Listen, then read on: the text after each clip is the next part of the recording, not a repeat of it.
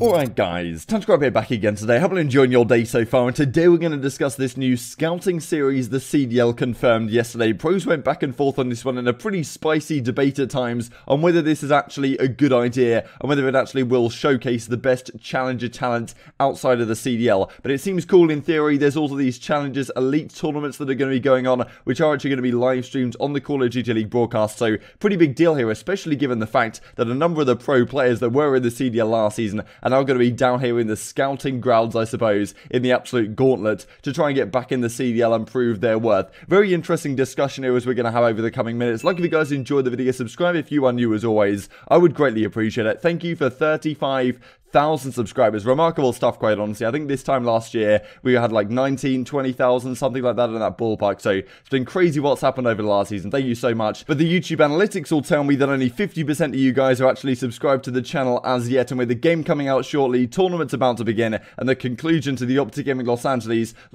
Thieves stuff just around the corner, you want to make sure you give some love to that big red like button below the video. Let's crack on with things. Scouting Series, Challengers Cups, Challengers Elite, CDL 2021 will bring new ways for aspiring Challengers players to compete and get noticed. Learn more about how you can start on this path to pro journey, and if you guys are wanting to start on this journey, we're going to, well, go through today exactly how that can possibly be done. This is relatively similar, I believe, to what they have over at the LCS. I found this article, so the League of Legends Championship Series in North America, they have like a scouting ground circuit type of thing they do every year. They're looking to do a pretty similar thing here, I believe, here in Call of Duty. Call of Duty Challengers Scouting Series brings together 2020's top challenger competitors and unsigned pros for a multi-day event to showcase their expertise in scrimmages hosted by each Call of Duty League team. Across 4 days in December, CDL coaches will draft squads from a pool of invited players and compete against teams drafted by rival coaches and general managers in the Call of Duty League. So this is kind of the longer explanation here. It's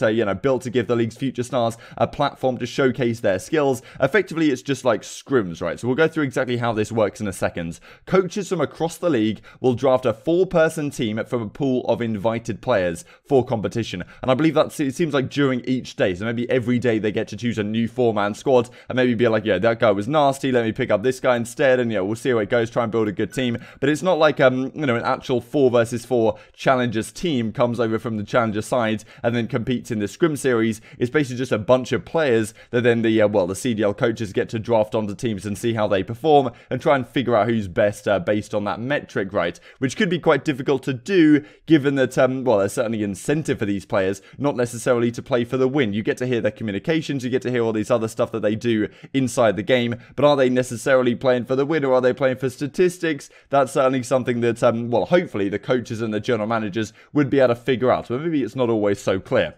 This is kind of the summary of everything. December 15th through the 18th is when this is going to be held. So it's just like an online tournament. But as you can see right here, it's an invite-only event. 128 players will be invited to the event. 64 in North America and 64 in Europe. So no representation in APAC. If you're a player from Japan or from Australia or from New Zealand, you need to be getting a flight basically to North America or Europe so you can actually compete in this stuff online. Because I think that would still be okay. But yeah, somewhat unfortunate they're not doing it in the other regions. But at least cool to see that Europe is still getting the same amount of love as North America. So it's kind of a, there's give and takes here, I suppose. Invitation are determined by points collected during the 2020 season. The event will feature a mixture of the top-ranked challenger players and unsigned Call of Duty pro players from the 2020 season. So interesting how they're going to do the split, but yeah, pretty cool to see. During each day of the 4-day event, 48 players per region will be drafted into matches. So you've got 128 players total. And 96 of them are going to be drafted into either the North American or the European side by each. I suppose each team gets the opportunity to do so. Each team chooses a 4-man squad. And then they play for that day. The event will be held online, so not all players play every single day. Maybe they get a day off, or maybe they're like, one player doesn't get picked at all because they just kind of got unlucky in that sense. The event will be held online. North American players will only compete, of course, against players in North America. They also say they're not actually going to be streaming it, but they're allowing all the players to stream it, which honestly might be even better, right? And we might be able to see a lot of great content coming out as a result of this one. So that's the scouting series. The other side of this, as you can see in this thing right here, you've got the scouting series, you've got the normal challenger cups and ladders ladders that we have every single year. And then we've got the Challengers Elite. This is a new program they're introducing as well, and let's just run through exactly what that is. Developed to elevate the best amateur teams in North America and Europe. Once again, not Asia Pacific, unfortunately, but this new tier of amateur competition will carry a dedicated prize pool and feature 8 teams in North America and 8 in Europe battling in regional competitions. Similar, as you can see in the explanation right here, so 8 teams per region. North American teams once again only competing in their own particular region. So effectively the best teams from each region get invited to this. They then play in a round robin format. The teams with the best record in their respective region compete in a playoff bracket to secure their spot for the next stage of Challengers Elite competition. So kind of a throwback really to promotion relegation that we used to have in Call of Duty a couple of years ago. This kind of summarizes it, and select Challengers Elite matches will be broadcast on the official YouTube channel. So that's certainly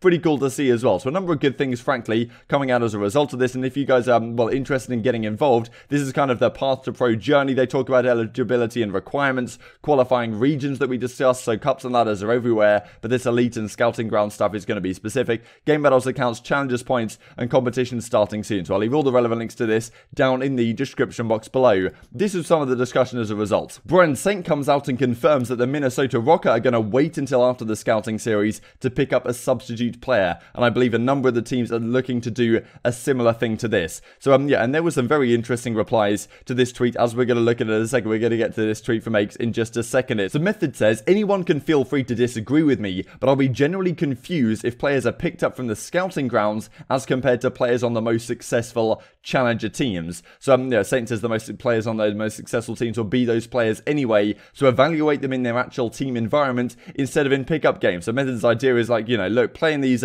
scrimmages series where you just kind of draft a few guys for the day, see how they play. You're not really going to see how they perform as a teammate necessarily, because they're just playing with random guys, as opposed to what you would actually see from them if they're, you know, in their actual 4 versus 4 team. Saint talks about the UIU roster at the start of Modern Warfare, which was performing very well, but didn't necessarily have the most talented players on the team. There's a second part of this which we'll get to in a second, but Method says, so you think those players with that type of potential wouldn't be standing out on Challengers teams anyway? I see your point and agree to an extent, but I can use certain pros as an example to say that all of those players will be displaying the best version of themselves, saying that, like, you know, they're going to be going hard, super hard for kills, not necessarily just performing to, well, to impress in terms of raw numbers, as Brian Saint says right here. So he seems pretty happy with the situation, but Aches isn't so convinced that Saint actually believes what he is talking about. He says, stop being a suit, this is a publicity thing, not an actual pathway to recognize talent. So effectively saying that this scouting grounds is just all for publicity, is not actually a great way to figure out who's the best players, because you're basically just playing a long series of 8s. Now Brian Saint comes back, like, formats like this have proven successful in various other titles. Why must COD always remain how it used to be?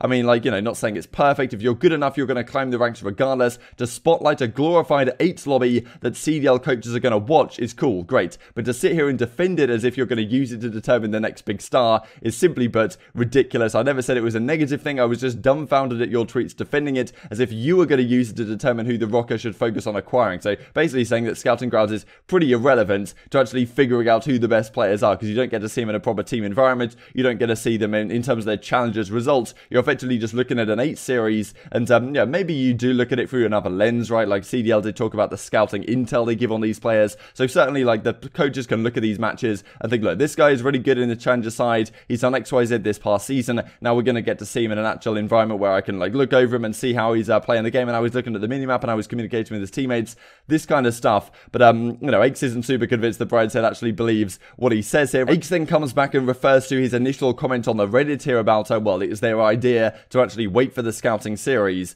And yes, signing a player after there has been the first 2 Challengers tournaments in the scouting series makes infinitely more sense than signing someone prior. Never did I once say that that would be the sole basis on our signing someone. Getting the more data on players as possible, the better. And Aches says, I'm done replying for now, but I know for a fact you do not believe what you are tweeting, and I'm not the only one. Either way, have a good day, bro. So yeah, kind of spicy to finish things off here. The second part of what Saint was saying here is about, like, interviewing them, getting a judge of their character, which I think is pretty key, to be fair. And well, there's some interesting discussion here that goes out as a result. Panda also comes out and says, I like the idea of the scouting series, dislike the idea of people kill whoring, leaving their teammates to actually play the game. Guess we'll see how that plays out for some people. Good step in the right direction though. Looney also says, yeah, a bit early in the season too, but coaches should know what to look for and not just at the stats page. Saint in his thread as well, having access to the comms is important as well, won't just be judging based on kills and deaths. And as Method says, it's essentially a multi-day 8s tournament, and Parasite's like, yeah, sounds like it. Tom Gravity, if they want to scout, literally just have a dedicated stream for the top 8 AM teams for each tournament and send that to the coaches. I'm pulling up to the AM8, absolutely trolling. So, yeah, Tom Gravity not like thinking he's going to take this too serious. He thinks that the coaches would get much more value seeing these players in their natural habitats, I suppose, on their team, rather than just in a situation where they can just do whatever they want. And Maple says should be the coaches draft a top 12 team for each region, I reckon, put a decent prize pool on it so people will try to win instead of looking good. Depends, no hate towards anyone, that people who got picked up from challengers this year did not get picked up from winning, which, well, may or may not be the case when you look at the people who actually did.